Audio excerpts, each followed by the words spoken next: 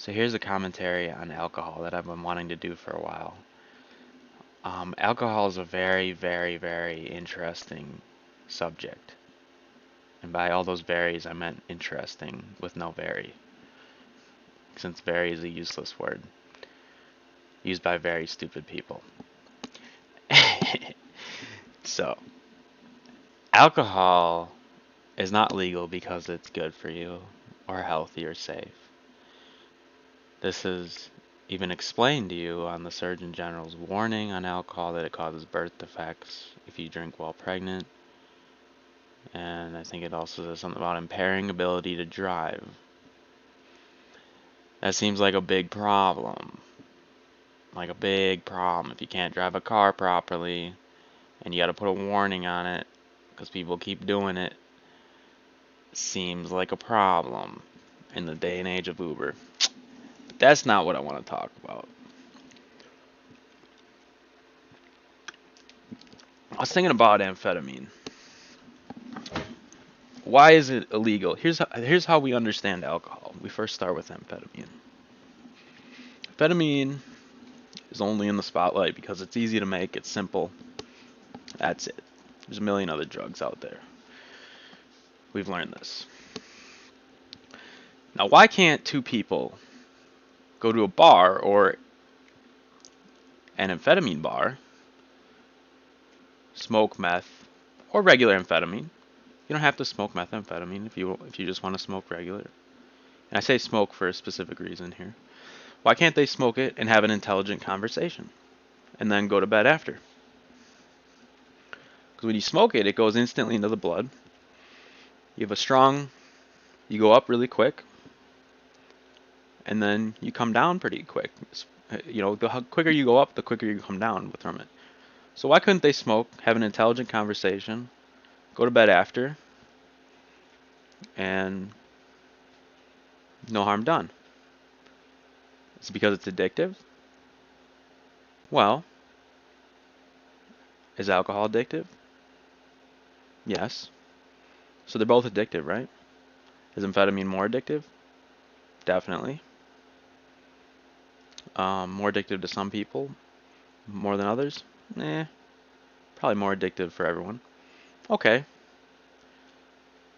But how do you get addicted to something? Because I took amphetamine for years and years and years. I wasn't addicted. So what does drink responsibly mean? How do you drink responsibly if you're not educating your people about drugs? What does responsibly mean? Well, it's making educated decisions, right? That's responsible. That's what a responsible person would do, right? So if you're not educating the people on the drug itself, by first of all not even calling it a drug, what are you doing? Now, I want to say before we go any further here, these are all not mistakes. I've learned this. These are all not mistakes made by the government, by anybody. This is all carefully engineered stuff. Okay, this is carefully engineered. Hold on a second. This is why I'm making the commentary, because for a long time I thought it was just mistakes made by a bit poorly built society. But that's not true. Now, why can't you have an intelligent conversation while smoking meth or amphetamine? Which, if you smoke a little bit of amphetamine, you have to smoke quite a bit for that to really get a lot in your blood. It doesn't take a lot in your blood to do something, granted, sure. But now think about this. Well, coffee's legal. Coffee's not very strong. It's pretty much, it's about as weak as you can get. But it's legal, and a drug. Can kill you. Anything that affects the heart, sure, that can kill you. Um, so what we have is we have methamphetamine. Let's say methamphetamine, but I'm also considering amphetamine here, as an option because methamphetamine is very strong. We know this is a very, very strong drug. Okay, we got that. but you could smoke amphetamine. And I say smoke for a reason because it's like if you're gonna take a whole bunch, it's more dangerous to eat it or snort it than it is to smoke it. Smoking it is probably the safest way to do it responsibly. But what do they do? Well, we have the idea, the social construct of smoking crack. Smoking crack is the worst thing you can do. It makes people idiots. Stupid, stupid, stupid. Baking soda and cocaine makes crack cocaine, which is basically a big chunk of baking soda mixed with free-base cocaine, which means it's actually weaker. And you breathe it in and half it goes out. It's actually a weaker form of cocaine. And it's apparently the big scourge of the world, at least the American world. It's all not true. Okay, this is all propaganda type of stuff, not propaganda, but this is engineered psychological warfare with the people for a certain reason, which we'll get to in a minute. So why can't you have an intelligent conversation while smoking meth at a bar instead of drinking alcohol? Why don't you have the option of doing either or? If they're both addictive, they're both drugs, they're both very dangerous, and methamphetamine has the upper hand in my opinion because it doesn't impair your ability to drive unless you smoke too much of it and you're on the downslope type of situation where you're too tired or you've stayed awake for et cetera, et cetera, et cetera. If you're not using it responsibly, it can be dangerous to your driving. Alcohol, on the other hand, to use it responsibly, you can only use so much, which is a very low amount, that people don't use that amount. Amphetamine, you can use a very large amount and still be able to drive very well, depending on some other things. So they're very different drugs that require very different educations of understanding each one in order to understand how to use them responsibly. But alcohol will always impair your ability to drive at a minimum of the second you take a drop of it. It will immediately impair your ability to drive a vehicle. And we know since we have societies full of crime, which is permitted, we're using crime because we like crime apparently. We're gonna just let that go. That means people are gonna be driving with alcohol in their system, and they're allowed to drive with a certain amount of alcohol. Now this is another form of misinformation where they think if they're below the limit that they're okay to drive. But they're not. They're still impaired. This still impairs you. This is an organic solvent going through your blood and into your brain. Okay? This is not something you're safe to drive. I don't think anybody on any drop of alcohol should be driving ever. I don't see why that would ever be permitted. But now, we're going back to the question, almost 10 minutes in. Back to the original question. Why can't you have an intelligent conversation while smoking amphetamine at a bar instead of drinking alcohol, buying a girl drinks, all this bullshit? It's a dater. Well, now we get sex involved. But again, back to the original question. Why can't we have an intelligent conversation? You see where I'm going with this? See where I'm going? Why can't we have an intelligent... Why can't we have a very, very, very, very, very, very intelligent... You catch that? Because we don't... In the government's eyes, they don't want us having intelligent conversations, to put it in a nutshell. Intelligent conversations are bad for business. Bad, bad, bad news. So what do we get? We have alcohol, which is not socially accepted. Okay?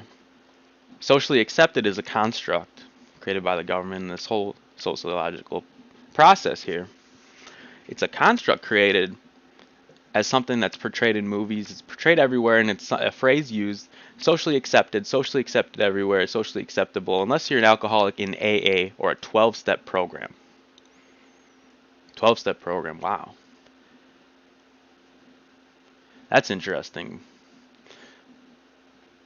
It's another interesting. We got drunk driving, 12-step programs.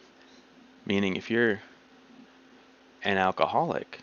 But see, not everyone's an alcoholic. This is another social construct, being an alcoholic. It's another social construct created in this whole sociological process here.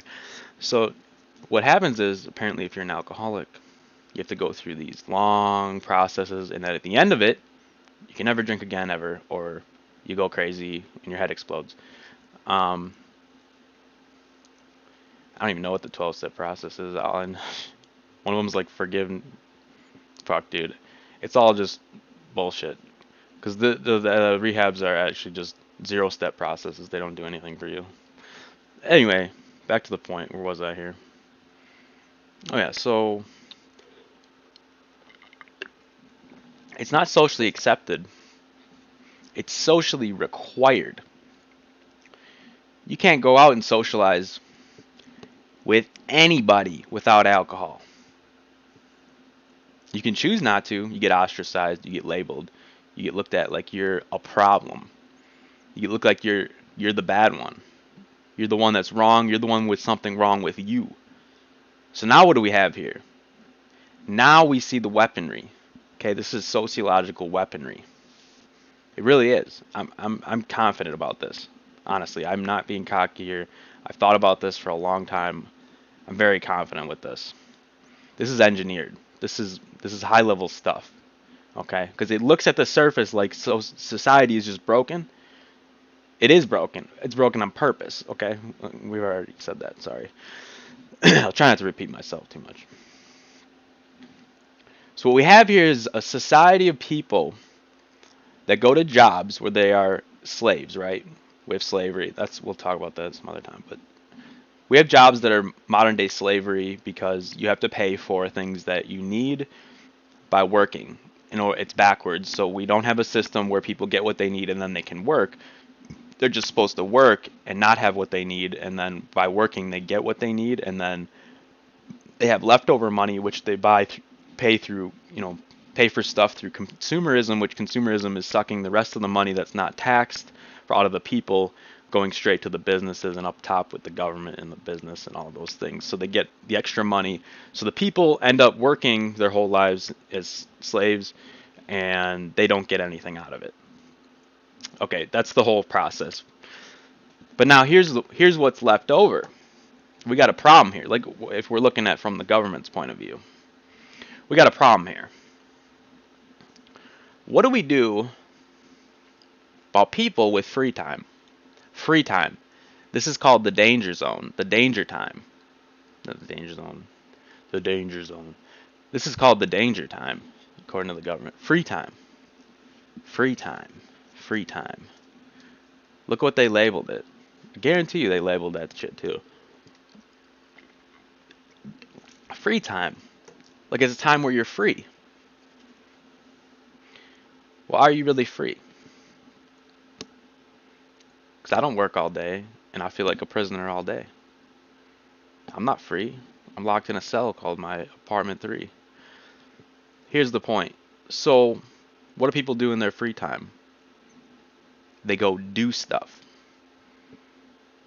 Okay. There's a mind blower right there. This is a word that was, my opinion, created by the people, not the government. Because it shows how they, unaware of it consciously, understand that at work they're not doing stuff. And when they're not at work, that's when they get to do stuff. Okay, they're unconsciously saying that we're aware we're slaves, right? We're going to do stuff after work. We're going to do stuff after work. Think about this phrase. Let's do something after work. What do you want to do after work? Do you want to go get a beer? Do you want to get something? Do you want to do something? Do you want to go see something? Do you want to check out this new thing? Do you want to do this? Do you want to do that? Do you want to hang out? Do you want to come see? Do you want to go get laid? Do you want to go get some pussy? Do you want to go get some this, that? Where is this excitement for people at work in the first place? Well, when you're a slave, of course you hate your work. You hate everything about your life. That's how slaves think. That's slavery. That is. This is reality. This is not a joke. This is not bullshit. This is not me talking conspiracy theory. That's how a slave thinks. Because they're forced to work. Now, when you have people that are forced to work, they're shitty workers. Because they have the psychological mentality of not being able to function in a technologically advanced society. Now, when you have slaves back in time, it's a little bit different. When they're just moving shit and doing physical chores, that's a different type of situation where now you have slaves that might be useful. Um,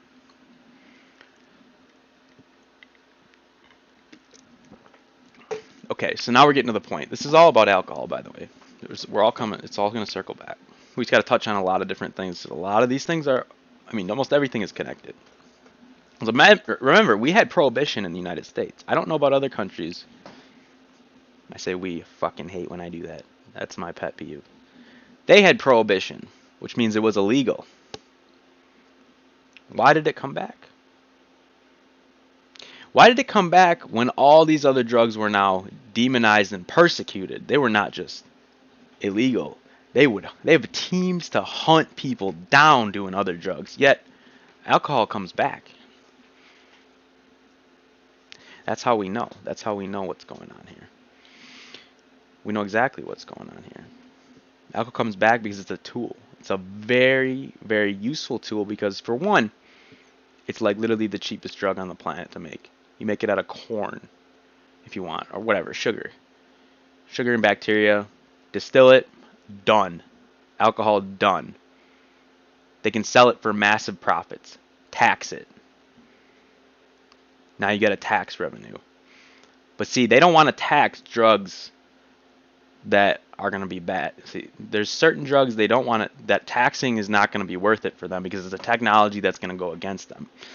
Now, alcohol is a technology that when you apply sociology and psychology to alcohol, you get a weapon.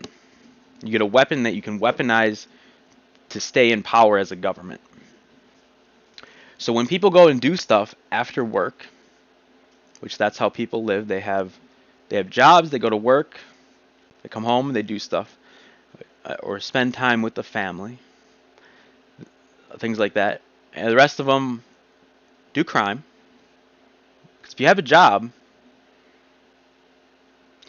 you can do crime, but the main majority of people, see, that's a different subject. Crime is a whole other subject. But when you have real work, you don't do crime.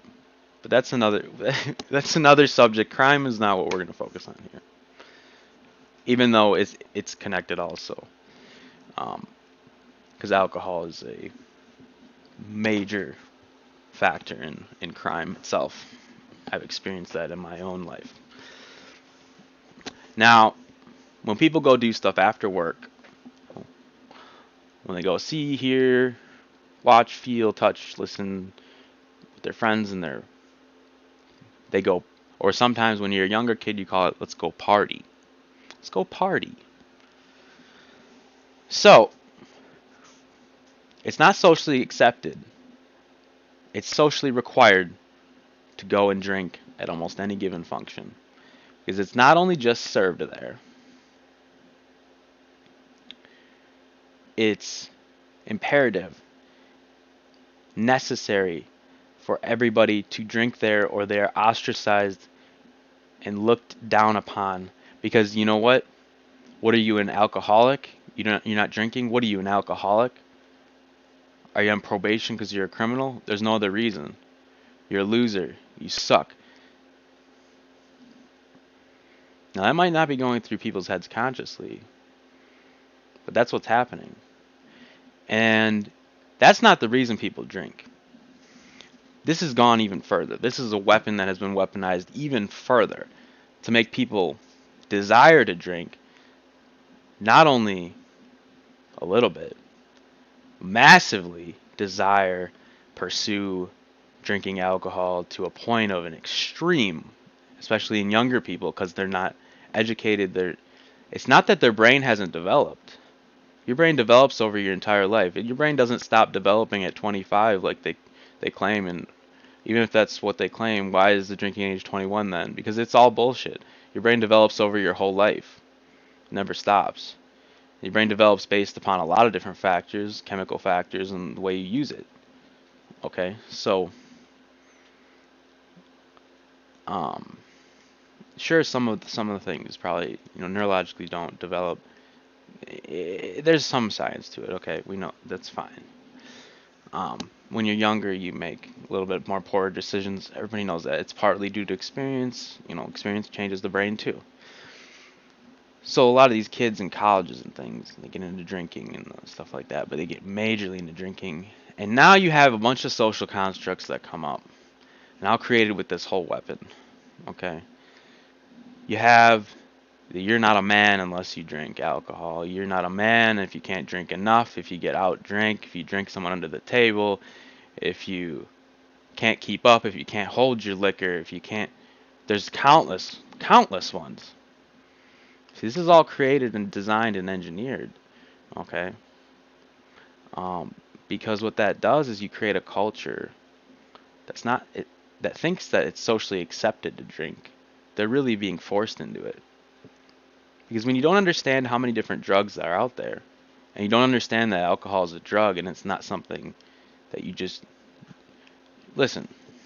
Alcohol is served at every function, every holiday, every fucking thing, down to a barbecue has beer, if not hard liquor, which is hard liquor. See, look at this. Look at this. I can't even talk about it with using the goddamn words. Beer, hard liquor, they're both ethanol. Why do we call methamphetamine or amphetamine every single time? Well, I guess we call it. It's got a bunch of names that are slang, sure. Why doesn't beer have any slang names? Well, beer is sort of a slang name. It's an engineer name. What is beer? What is beer? What's undistilled alcohol? Right? Now, ethanol is not the only alcohol that gets you intoxicated. In fact, isopropyl alcohol, I have experienced my own self, gets you incredibly intoxicated, unbelievably fast, just like ethanol, exactly like ethanol, except when it leaves your body, it makes you very, very sick because it's so powerful. Most people don't even know that. Like, well, why would you ever drink rubbing alcohol? Why is that such a crazy idea to people? Unless they've done it. Once you've done it, you understand. Because ethanol doesn't taste good. And then we get into the entire idea, the entire construct of people wine tasting, people tasting, mixing drinks, doing all kinds of things to drinks to make them taste good, to make them sweeter, to make them have flavors, to make it. Why would you be flavoring a rubbing alcohol type chemical when you could flavor a water beverage just the same? Because it doesn't get you intoxicated. Okay. Now, if you want to get intoxicated because it makes you feel good, well, we're back to the original. We're back to where we started. Methamphetamine is going to make you feel good much greater than alcohol, much greater extent. So now, if this is why we're doing it, if we're drinking alcohol to feel better, well, what happened here? Whoops, I'm doing hand visuals, but I had them in the wrong spot here. We have methamphetamine over here, which is actually, I'm gonna do my hand visuals. I'm gonna put one hand like on the floor, the other one's gonna be like above my head. That's the difference in feel good potential of amphetamine versus alcohol. And you say, well, okay, now why do we come back to smoking it? Well, if you just smoke just a little bit of amphetamine, you can even control it by blowing a lot of it out. Just smoke a little bit to get a little bit of, see, what people call a buzz, which is a slang word, but it's not a buzz. See, a buzz is, we'll get into exactly what that is too. There's so many things here to go over, to cover. So many things here. But now, in terms of feeling good, you can take a small, they call a hit, which is like, it's just kind of a word that, it's like an amount that goes into the brain. It's a good word, actually. It's a pretty good one. It's a good way to talk about it. And it's going to make you feel much better. So, what do we have alcohol for here? What do we have alcohol here is what is the use and what is the desire for alcohol if not engineered and constructed by the government in order to use it as a weapon? Well, alcohol makes it easier to talk to people, for one. They call it lowers your inhibitions. This is another construct. Word, language. All this language has been created. Lowers your inhibitions. What exactly is an inhibition? Well, it's a decision you don't want to make. It's a decision that if you lost your senses, you'd make the wrong decision on it, right? Inhibition. What? Something that stops you from doing something? An inhibitor? That would prevent you from doing something, right? Why would you want to lower that? Unless you say have social anxiety or anxiety about what you're trying to do, and the anxiety is the inhibitor. So that would mean we're using it as an anxiety lower. We're trying to lower our anxiety. So what is lowering inhibitions but a social construct weaponized to basically talk about it in a way that we're not talking about the information, okay? So this is the entire disinformation about this drug, which is the key to weaponizing it, okay? And this is a weapon, I promise you. It will all make sense at the end here. And I've thought about this forever. The key to the entire weapon is the no actual real knowledge of how it works. No knowledge. No information, no nothing for people to grasp and to hold on to and say, "Ha, look, something's here. Look at this, guys. I found this. What are we doing here? Something's wrong here, guys. Look at it." As long as they can't do that, that's key. Now, where were we? Lowering inhibitions. Now, if you needed to lower your anxiety, well, what are you? 12 years old? Are you a kid? Because I had social anxiety as a kid. A lot of kids do. It's a big problem. It's very terrifying. I grew out of mine, and with medication's help, I guess. I don't know if it was with the medication or if I needed the medication to grow out of it. Eventually I did. And I'm at the point where, well, what happened was this is kind of personal, I guess. I got to the point where I could talk to anybody, and I got to the point where I didn't really want to talk to anybody, and then I got now to the point where I, again, can't talk to anybody for different reasons. Not social anxiety. I can talk to anyone I want. I can go up to any goddamn person in the world. Girls, not girls. I'm not intimidated by anybody. But can I really talk to them? That's another story. I can't anymore for different reasons. But now, so what are we talking about? Are we talking about little kids? No, alcohol is a drug for adults. That's a lie. Alcohol is a drug for people 21 and over. That's past adults. You can serve in the military, go kill yourself, die, this, that, and the other thing. You do anything you want at 18, move out, not with your parents, be on your own, go starve to death, be a slave, whatever you want to do. But you still can't drink alcohol. So it's not for adults. It's for people even older.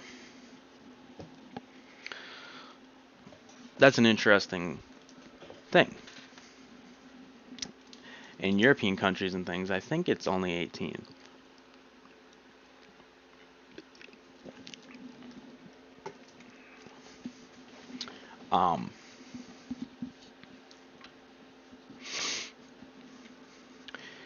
But now why that is, I don't know for sure. Here's my guess is why that is though. Because when you're 18, there's a couple reasons, I think. These two I'm not dead set on, but I'm pretty sure. When you have a restricted age for doing something, it's the same thing as cigarettes. So what are we going to get here? We have cigarettes you can't smoke till 18, whatever.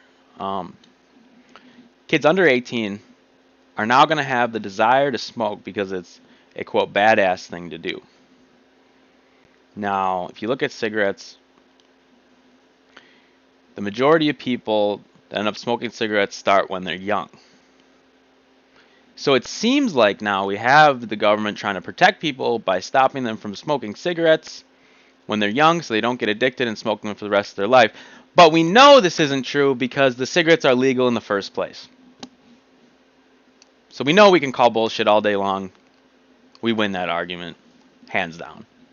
If they wanted to protect people, they'd make them illegal because cigarettes have no value in society. Period. They have no value. In fact, the one remaining remnant of the slaves, the original slaves that Americans had in the first place to mine the tobacco crops. Mine the crops, yeah. So now what do we get though? I just want to go through. I'm losing where I'm at, but there's so many points to this. So alcohol is even higher, 21. What happens between age 18 and 21? That's crucial. Well, people either go to college or they get a job or they finish their GED if they couldn't pass high school. Or they do crime. There's only options. Or the military.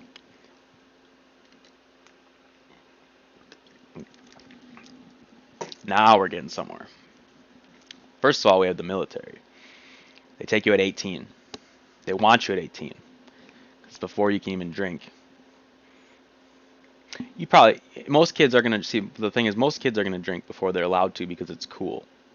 Anything you're not allowed to do as a kid is a cool thing to do. It's something you desire, something that makes you look good. It increases your status. As a kid, you don't have any status because you're not a human with a job and money and all this bullshit that you get status when you're an adult. So when you're a kid, you have your only social status is very limited types of different sort of things. One of them is getting into trouble, doing things you're not supposed to, and getting away with it. So now we have a dynamic where we're going to have people, which are kids, wanting to drink and smoke both. I'm kind of lumping these together. You know, they're different. They're totally different things, but in this way, they're similar. And you can get, cigarettes are more. They're psychological and physical addictions, but you have kids now with desire to do these things because they're restricted. But now again, we can call bullshit on cigarettes and we'll get to alcohol. Alcohol's the weapon. Cigarettes are a different sort of weapon. Cigarettes are another weapon, but they're a different sort. So you have this dynamic where now you have the desire for these kids to start doing it before they're old enough to, it gets them into it young, which causes them, and they're both okay, we'll just focus on alcohol. Alcohol is an addictive substance. Okay, it can be. It's not severely addictive, but now the other thing is at bars, see, people don't start out drinking by themselves in their house. It's not a socially accepted form of behavior. It's something you socially required. So you do it socially and only socially. Never drink alone. This is a social. I keep saying social construct, but the phrases are something different. I need to make up a word for that. It's a social construct. It's a type of social construct. We'll call it a linguistic construct. There we go. Okay, working on the lexicon. So we have a linguistic social construct. That's what we're going to start calling these, because the social constructs are actually the constructs of the sociological sense, the constructs that actually have effects in real life, that are actually doing things, making things happen. The linguistic construct now is the words and phrases used to describe some of the things that are associated with the behaviors you see in the sociology. So what we have here is now people going from 18 to 21, either starting jobs. Now these are their slave jobs, remember. They've just gone through 12 years of school, so they're obedient type of thing, except, they want to get away with stuff or this, that, and the other thing. And before you're 21, you now have a period of time where you can go to bars, try to get in with fake IDs, get into bars that they don't check your ID, and you feel cool, you feel accepted, you feel like you got into a bar. Well, what did you really get into? Because, I did this as a kid too. I thought it was cool. I thought it was awesome. I thought I was so excited. You got into a place where they're now going to serve you alcohol when you can go to the store and buy alcohol for a fraction of the price, a very large fraction, like an eighth of the 10th, 100th of the price. Some of these places call it bottle service. Um, so you got into a place now. The bouncer, you got past him, you got a fake ID, whatever. How hard is a fake ID? It's a piece of plastic with your face on it that they look at in the dark with a little date on your birth. Dude, anybody can make one of them. And the government cares a lot about counterfeit money, but do they care about counterfeit ideas? They don't give a fuck, because when the police stop you, they can check and run that shit through the computer. So they're not even the slightest worried about fake IDs. They don't give a fuck. So you have these people trying to get into these places. Why are people trying to get into bars? That's like me trying to get into, well, it's the same thing as restaurants. Me trying to get into a place that serves food so I can buy food at a higher price and higher cost and rip myself off on purpose. And there's somebody at the door who's going to beat me up. He looks like a big ass dude. He's trying to stop me. And I want to get past him so I can get into there and rip myself off. When not only can I purchase alcohol for very cheap, and when you purchase it most of the time, you're required to show an ID. So the bouncers are easier to get past. That's one reason, but that you might want to be desired to do that. But you can also distill alcohol yourself by either making it or basically purchasing ethanol in a form they don't even check IDs. Now, this sounds a little bit crazy. You know, like, oh, why would someone go through all that? Well, guess what? I did. I tried it out. I did it myself. You can buy a bottle of 1 liter of hand sanitizer with, like, basically vodka percentage alcohol, ethanol in it. It's ethanol. No ID required. Huh. You can actually buy, quote, hard liquor with no ID required. Why? Because it's something you can't eat. It's a gel you can't eat. It's put into a gel. Well, people don't realize there's a liquid dissolved in that gel. It's called ethanol. It says it on the back of the bottle. Now, is it easy to distill down fucking sanitizer? No, it's not. It's a fucking problem. It's a fucking big fucking problem. It's messy. It's nasty. Can you do it? Yes, I've done it myself. Anyway, that's okay. That's a much harder process than getting to the bar. But here's where we get to the good part. We're back to this is how it's weaponized.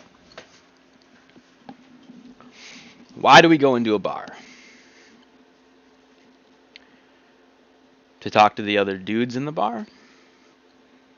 Maybe. But what's in a bar?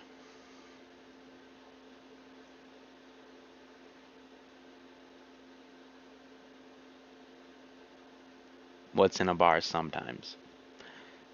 What is there a chance of being in a bar, but probably not in a bar? The woman of your dreams. And men have different sort of dreams. Some men have sexual dreams. Some men have fantasies about actual relationships and marriage and bullshit, and they just don't admit it. Now we have sex involved. I promised you this would all be related. So now we get back to the anxiety, and we see why men are feeling like they have anxiety when talking to people, because they're talking to people in a sexual setting. Now we understand. Because the way women and men work together in a society is the women hold all the power and hold the choosing. Because men, there's a lot of reasons why this is. We're not getting into this right now. The men have to impress the women. The men have to not only impress the women, they have to buy them all these drinks. Because for one, it will lower the women's inhibitions, which we're using that word because we're making fun of the the linguistic construct of that. But the woman, we want her as a man, we want her to make bad decisions because if they not bad decisions, but we don't want to have to work. I say we, but because I'm just a man, and I'm technically a man, but I don't participate in any of this. But men, their goal, well, it's okay, because what we're gonna do is here we'll put ourselves in point of view. We'll take the government's point of view sometimes. We'll take the men's point of view sometimes. Take the woman's point. We'll take people's point of views here, and we'll look at it from that way. It's relativity, relativity in action with sociology and psychology. So now, as the men, we want this to be as easy as possible. So we want to get them drinks, but we're actually required, as these men here, we're required to buy them drinks because they won't even talk to you if you buy them a drink. And even if you buy them a drink, they still might not talk to you. Most likely, they will not have sex with you. They will not engage you in any meaningful conversation. They will turn you down. They will look for something better. And many of the times they're there with their friends. They're there to have a quote good time. They think because remember, this alcohol is engineered to be this socially required thing, the socially desired thing, the socially thing that people pursue. Okay, so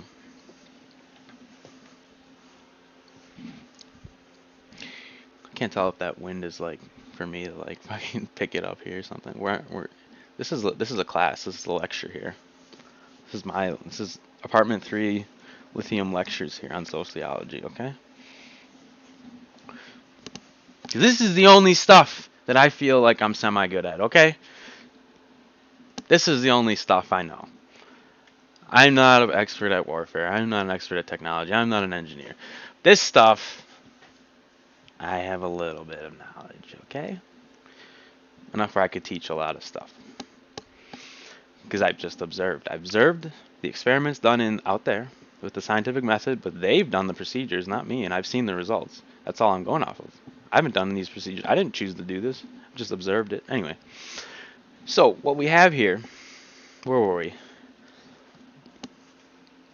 We have men getting into these bars because they want to buy women drinks. So not only are they getting into bars to not rip themselves off in a way that they're going to pay for drinks for another woman with no likely incentive except for possibly a sexual one. When we say sexual, we mean both relationships between men and women and also sex. When we say sex, we mean actual sex, the activity of sex. Okay? When we say sexual, we mean everything about it. So, in some men, they're kind of split. Some men have sexual desires. Some men have sex desires. And this isn't the only reason they go. Sometimes there's a couple of reasons for the bars. Okay, this isn't the only one. This is like the young men's. Remember, we're talking about like the 18 to 21. This is the type of. Okay, so we have this as one of the reasons, and this isn't just the young people. This is all different types of ages of people, all different kinds. There's multiple different kinds of people that go to the bars and things like that. But we're trying to focus on how this is a weapon and used as a weapon by the government for the people. We'll get there. So. We're not dissecting the bars exactly right now. We can do that later. So, what do we have here?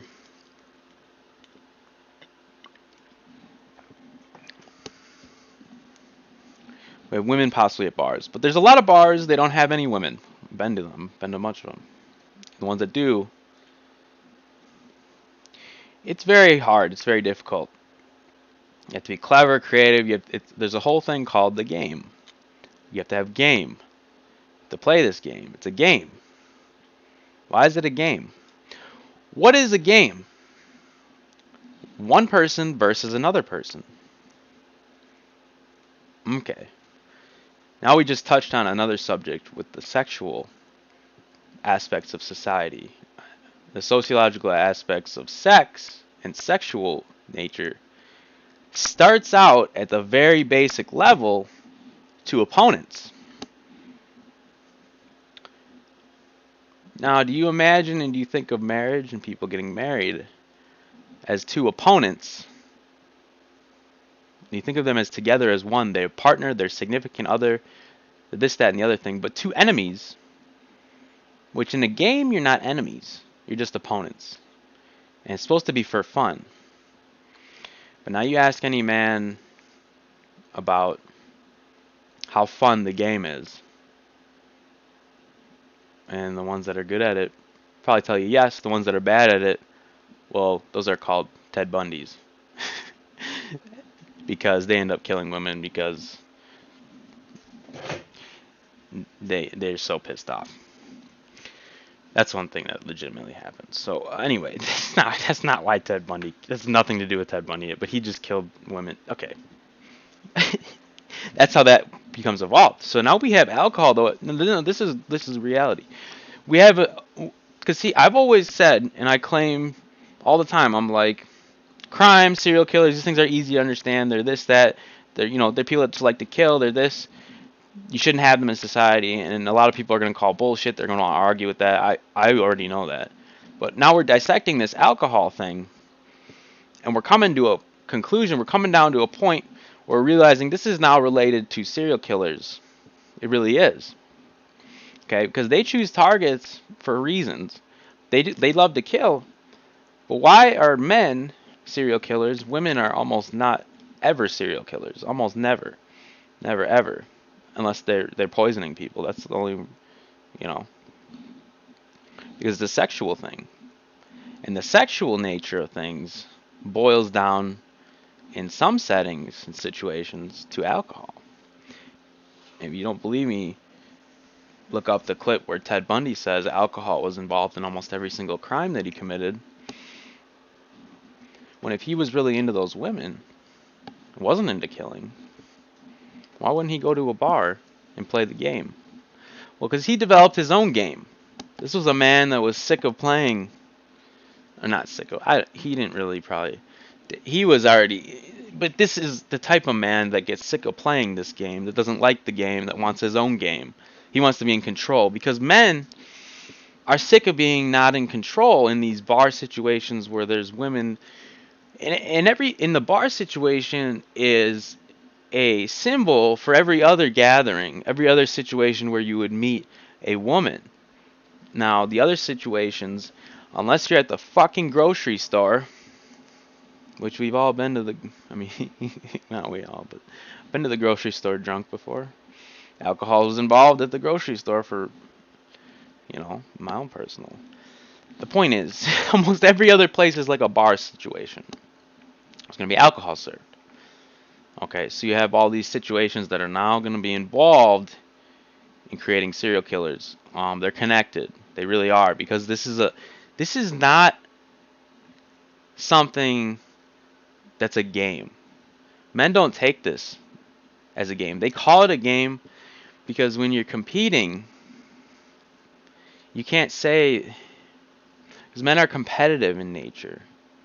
Okay, if you're competing over something, like a woman, which is the ultimate thing to compete over in society, when you're competing over women like that, that's the ultimate competition. If you call it a game, now it doesn't seem like you're really as into it as you are, and you're trying as hard as you can, because then when you fail, you're not going to look as bad. It's a way to say, yeah, I'm just playing around. The game is really a very serious and deadly thing. This is the result of a lot of crime, because you know what happens is, this is where we now get massive amounts of crime, because now what do men have to do to win this game? They have to be able to have money, lots of money, impress women, beat all the other guys, compete, competition. Competition is exponentially smashed through the roof when you have this system of capitalism. Where do you think capitalism came from?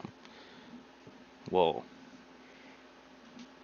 a couple of reasons, but One of them is also the nature of men competing over things like women and things like that, but also competing nations was capitalism's other purpose. Why else? Tell me this. Why else does a capitalist society have a president every single year with a first lady? A first lady. The prized lady, the prized woman, the one that was won by the greatest man in the country. Now, this is supposed to be about alcohol. It is about alcohol, but you have to see how these things are all related. Understand how these things go together. Understand how the sexual nature of people in society all links to these things, like crime. Um, I gotta use the bathroom. This is gonna be part one. We'll get to. Here, let me go use the bathroom. Then we'll get to the meat of this right after I come back. This will be hour one of the alcohol breakdown. Lithium's sociological uh, class for dummies. I'm just fucking. So here's a commentary on alcohol that I've been wanting to